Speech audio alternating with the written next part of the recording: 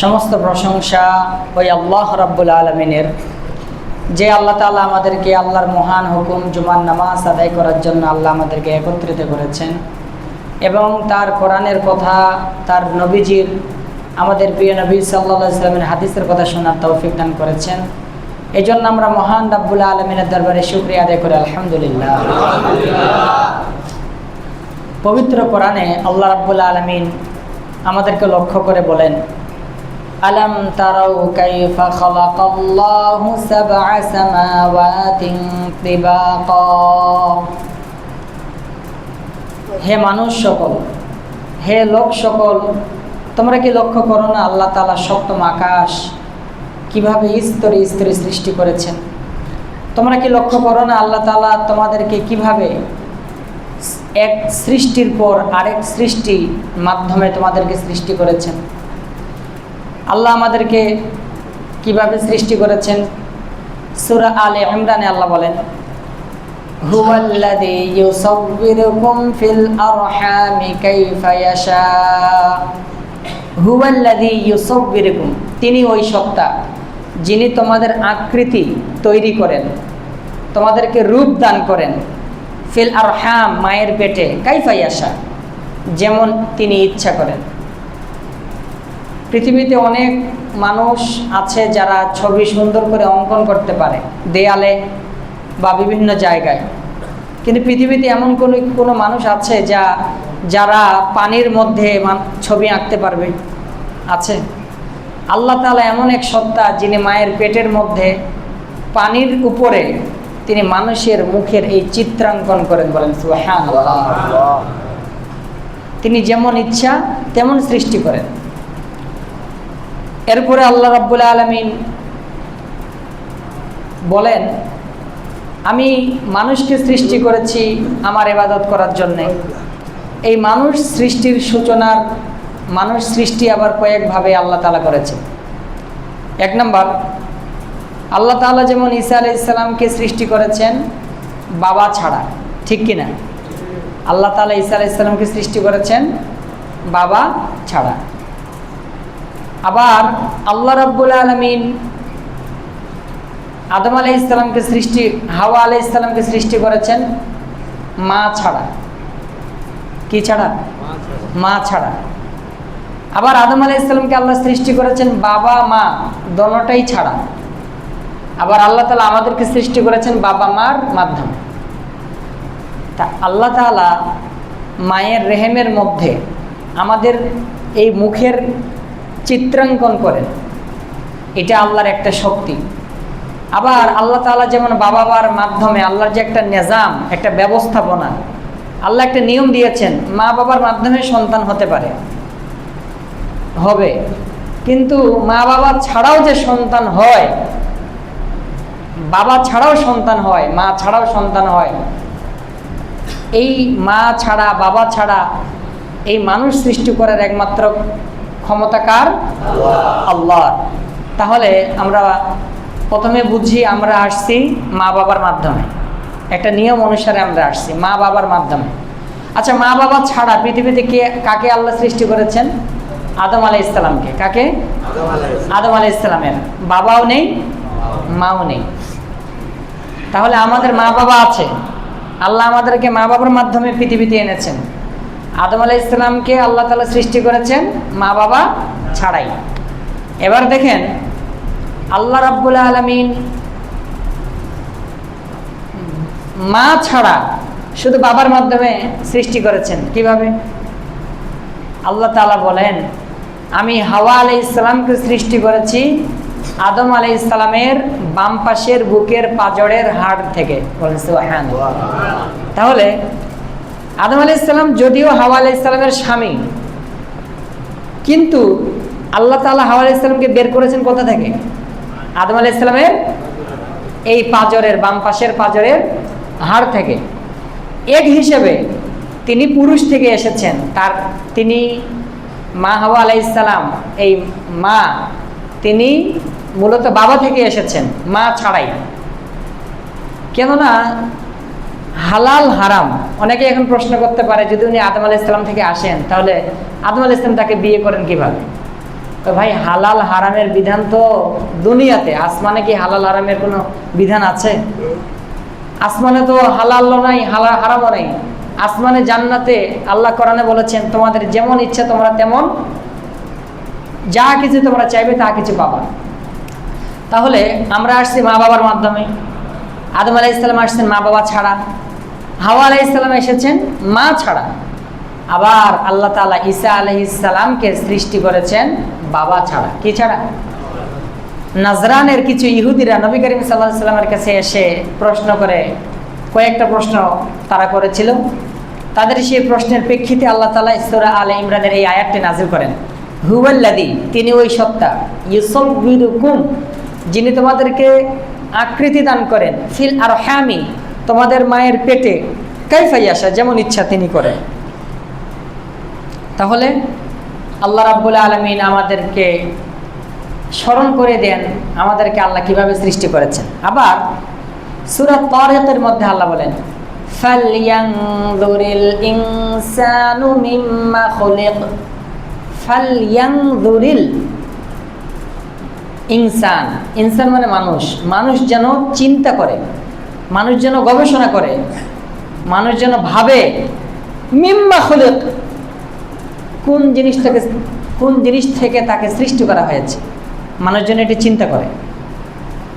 আল্লাহ আমাদেরকে চিন্তা করতে বলতেছে, আমি কি ছিলাম, আমার সূত্রটা কোথায়। আল্লাহ নিজে বলেছেন, বান্দা তুমি নিজেকে নিয়ে চিন্তা করো, তোমাকে আল্লাহ কিসের থেকে সৃষ্টি করেছেন। আবার আল্লাহ বলেন খুলিক, মানুষকে সৃষ্টি করা হয়েছে মিম মাইন, এমন পানি দ্বারা, দাফিক, যেটা দ্রুত বেগে স্খলিত হয়, দ্রুত বেগে বের হয়। তাহলে আল্লাহ বলেন যেই পানিটা দ্রুত বেগে বের হয় সেই তুচ্ছ পানি দিয়ে আল্লাহ তাআলা আপনাকে আমাকে কি করেছেন?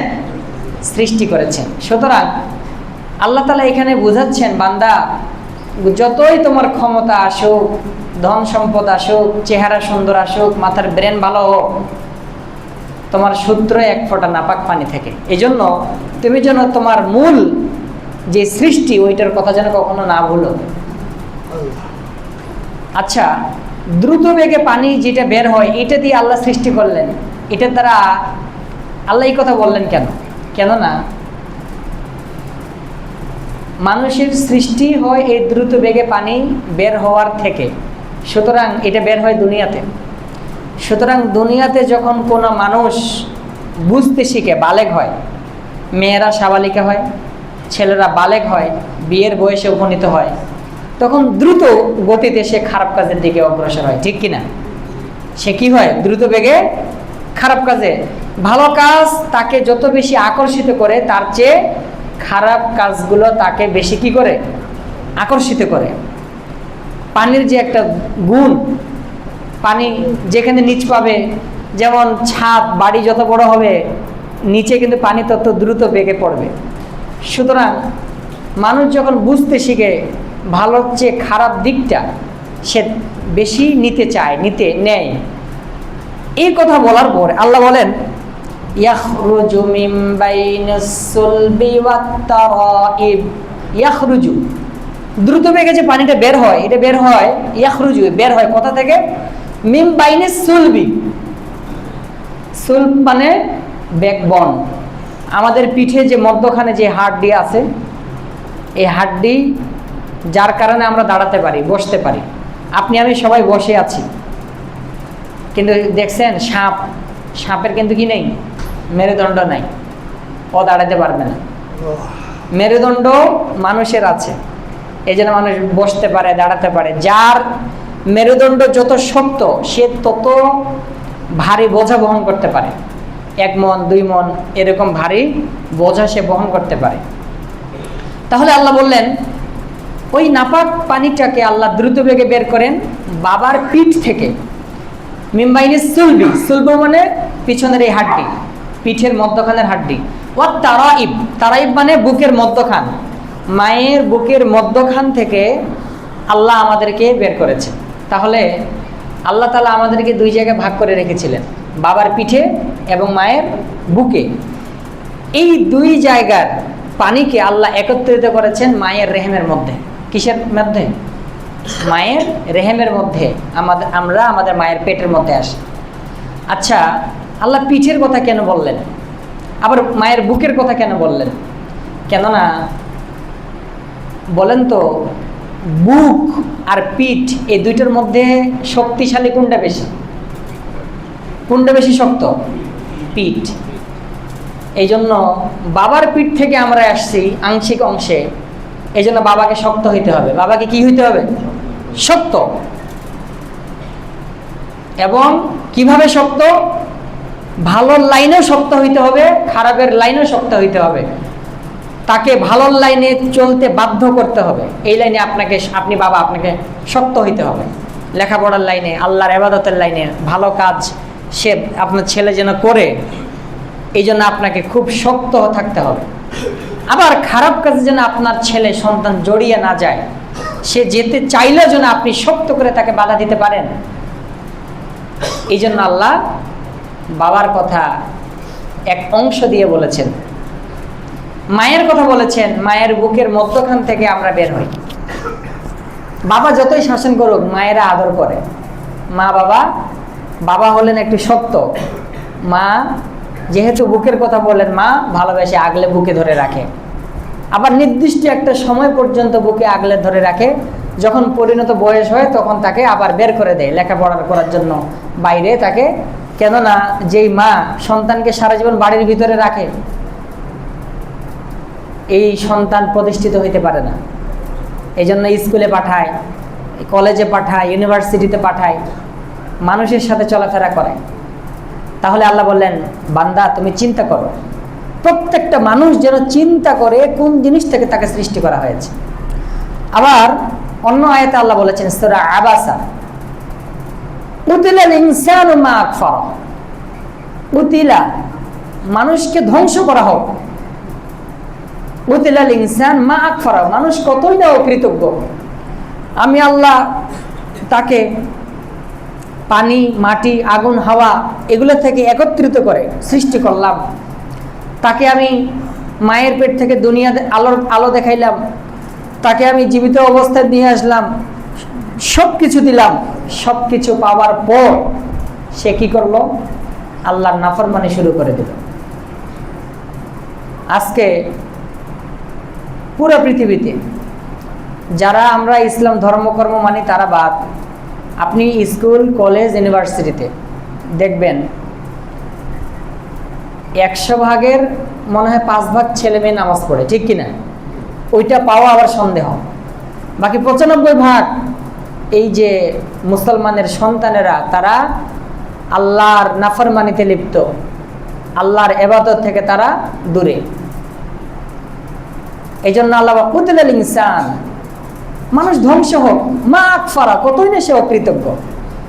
আজকে দেখেন যারা ড্রাইভারি করে সময় মতো কি তারা নামাজ পড়তে পারে? যারা ট্রেন চালায় দিনের বেলায় তারা কি নামাজ পড়তে পারে? পারে না।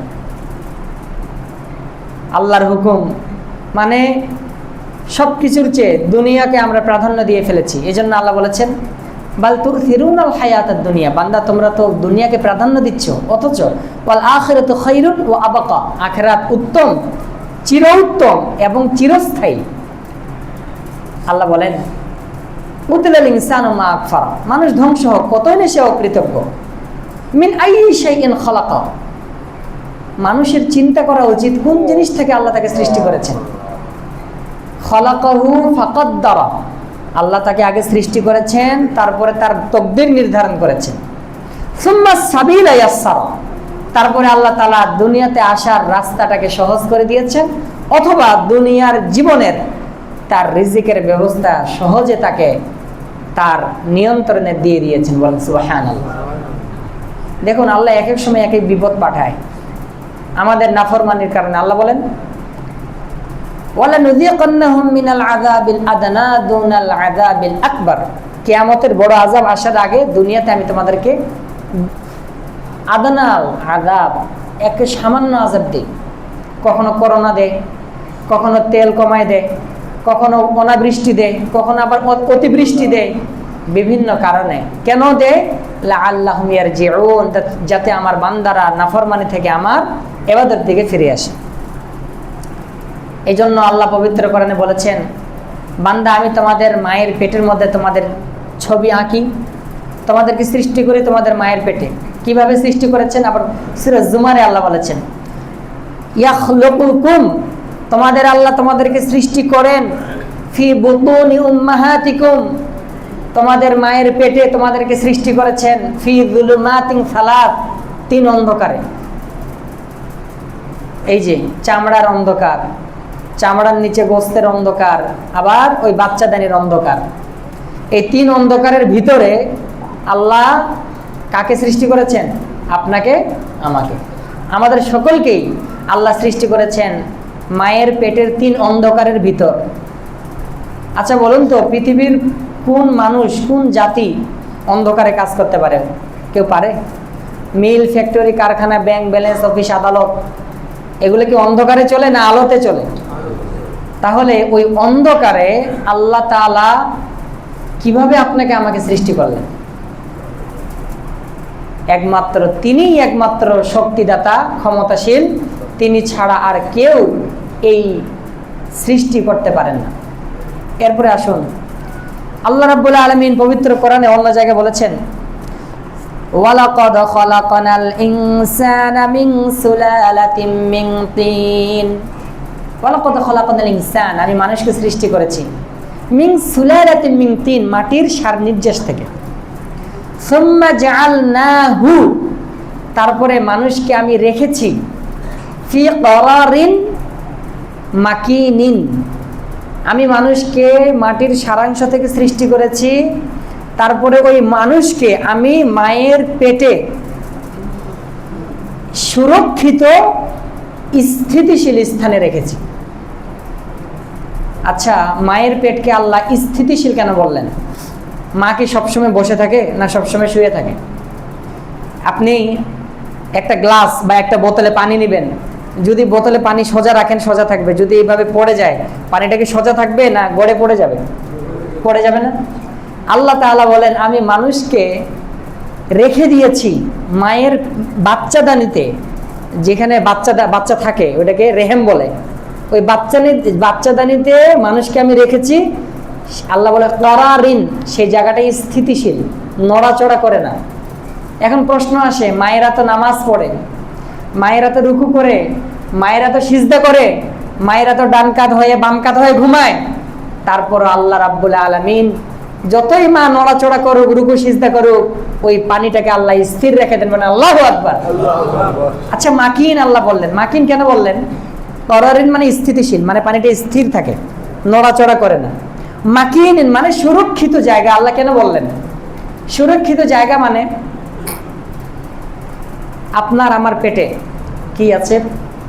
পচা রক্ত আছে, বাথরুম আছে, প্রস্রাব আছে, আবার খাবার হজম করার জন্য অনেক কীট পতঙ্গ আছে, কত ভাইরাস আমাদের পেটে। তারপরেও আল্লাহ তাআলা আপনাকে আমাকে মায়ের পেটে রাখছেন সুরক্ষিত। এখান থেকে আল্লাহ তাআলা আমাকে শিক্ষা দিচ্ছেন, হে আমার বান্দারা, তোমরা দুনিয়ার জীবনে শিক্ষা গ্রহণ করো। তোমার এই দুনিয়ার জীবনের আগে তুমি তোমার মায়ের পেটে ছিলে, অন্ধকারে ছিলে, নিঃস্ব অবস্থায় ছিলে, দুনিয়ার কোনো মানুষের সাথে তোমার সম্পর্ক ছিল না, কিন্তু তুমি তোমার মায়ের পেটে কোনোদিন আল্লাহর নাফরমানি করো নাই। বলেন সুবহানাল্লাহ।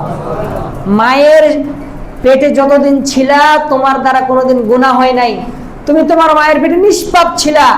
নিষ্পাপ যতক্ষণ তুমি ছিলা, আমি আল্লাহ তোমার মায়ের পেটের সমস্ত আবর্জনা ময়লা থেকে আমি আল্লাহ তোমাকে হেফাজত করেছি।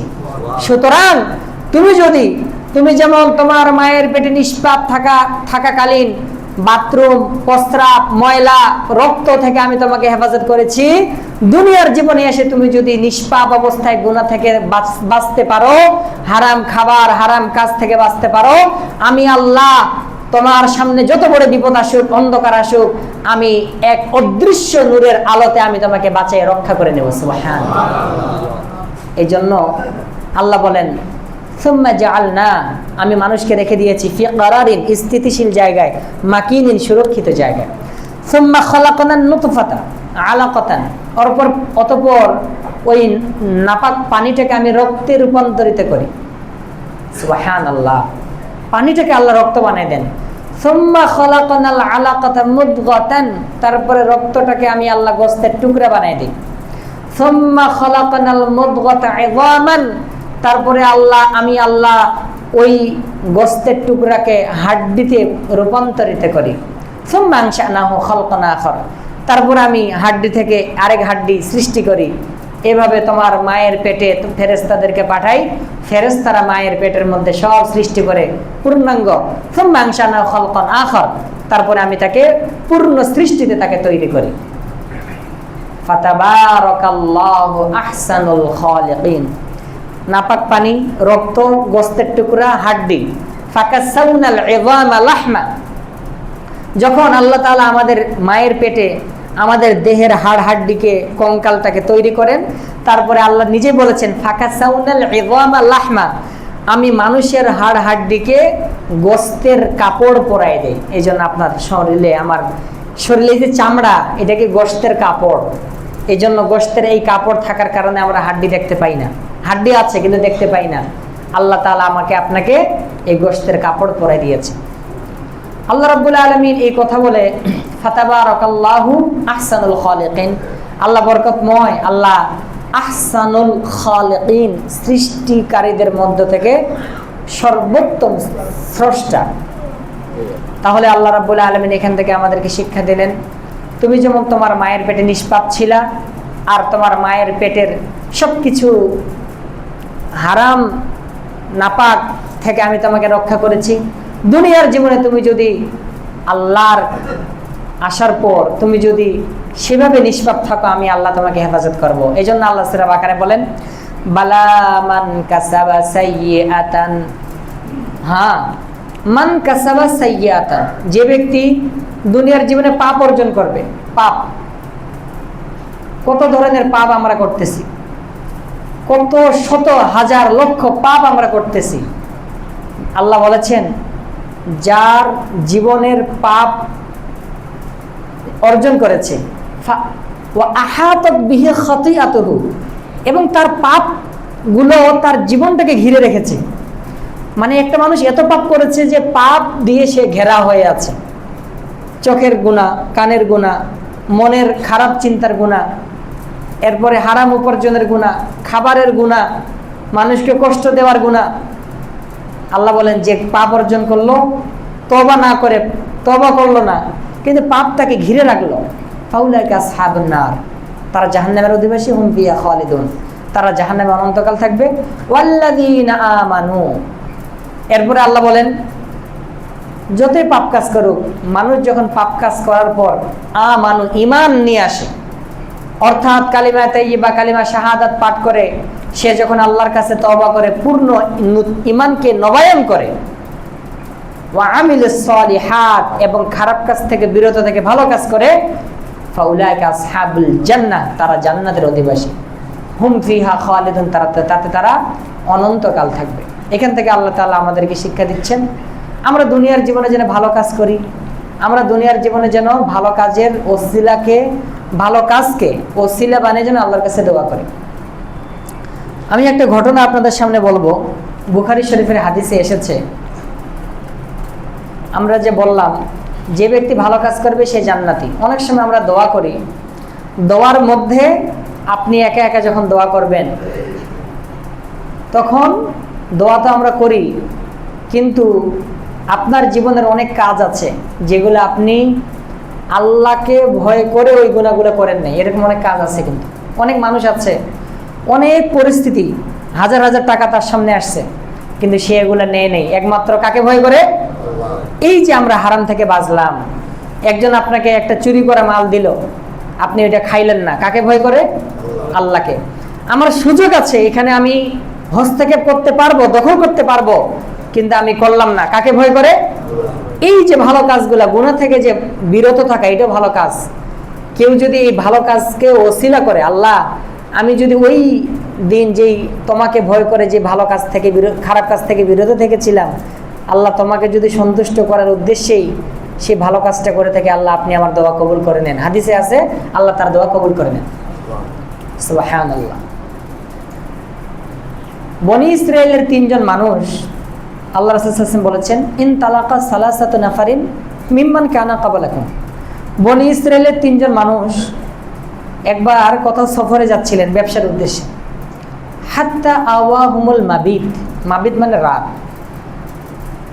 অর্থাৎ রাত যাপন করার সময়, এটা ইসমে জরফ, মাবিতুন ইসমে জরফের সিগা, অর্থাৎ রাত যাপন করার সময় তাদের কাছে চলে আসছে। চলতে চলতে রাত হয়ে গেছে, এখন বিশ্রামের জন্য তারা রাত কাটাবে। কোথায় রাত কাটাবে? হাত্তা ইলা গারিন, একটা পর্বত গুহায় তারা দেখতে পাইল। ফাদাখালুহু, ওই পর্বতের গুহার ভিতরে, গর্তের ভিতরে তারা প্রবেশ করলো। যখনই প্রবেশ করছে বিশ্রাম করার জন্য, ফানহাদারাত সাখরাতুম মিনাল জাবাল, পাহাড়ের উপর থেকে বড় একটা পাথর নিচে পড়লো। ওয়াসাদ্দাত আলাইহিমুল গারা, তারা যে গর্তের ভিতরে ছিল ওই গর্তের মুখটা কি করে দিল? বন্ধ করে দিল।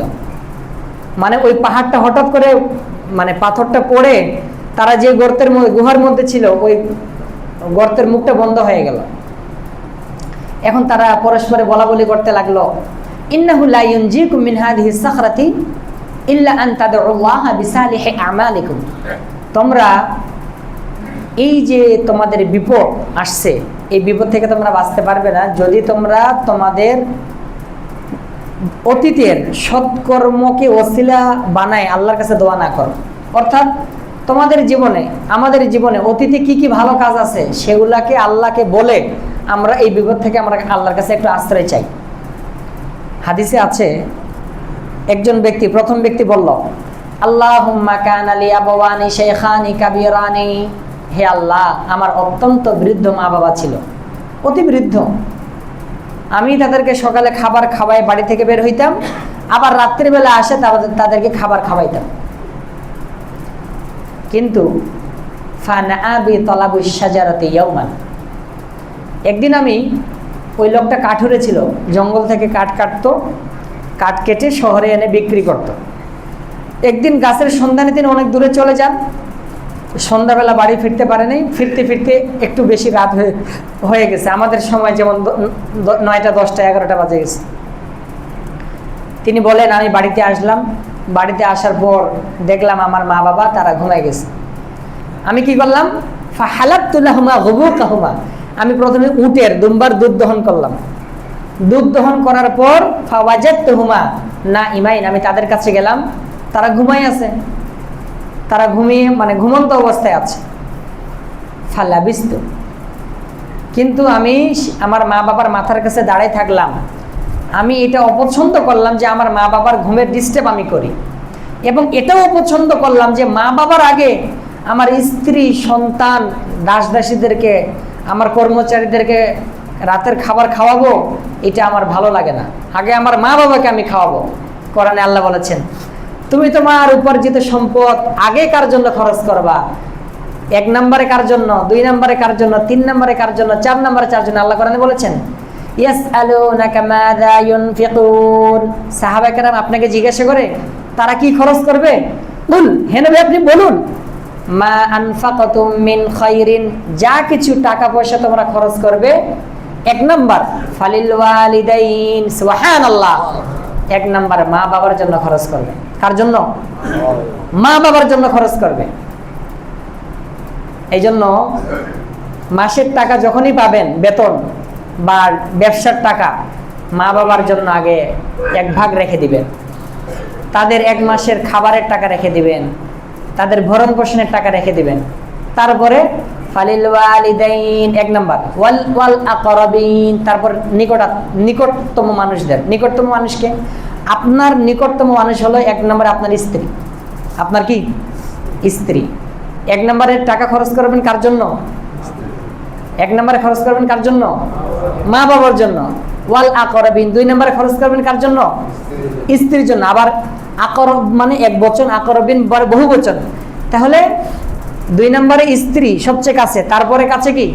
ছেলে মেয়ে, এরা অনেক কাছের, এদের জন্য টাকা খরচ করবেন। এরপরে ওয়াল ইয়াতামা, এতিমদের জন্য। ওয়াল মাসাকিন, এরপরে মিসকিনদের জন্য, ওয়াবিনিস সাবিল, এবারে মুসাফিরদের জন্য, গরিব মানুষদের জন্য, প্রতিবেশীদের জন্য। সেই ব্যক্তি বলেন, বুখারী শরীফের হাদিস, আমি দুধ দহন করলাম, খাবার নিয়ে গেলাম, আমার মা বাবাকে, আমার কামাইয়ের সর্বপ্রথম টাকা আগে খাবে কে? মা বাবা। আমার মা বাবাকে আগে আমি খাওয়াবো, আমার মা বাবার আগে আমি আমার সন্তানকেও খাওয়ানো, স্ত্রীকে খাওয়ানো, কর্মচারীকে খাওয়ানো আমি পছন্দ করতেছি না। সারা রাত দাঁড়িয়ে থাকলাম, দাঁড়িয়ে থাকার পর ফজর হয়ে গেল, হাত্তা বারিকাল ফজর, ফজর সবে সাদেক হয়ে গেল। আমি আমার মা বাবাকে দুধ পান করাইলাম, রাতের খাবার খাওয়াইলাম।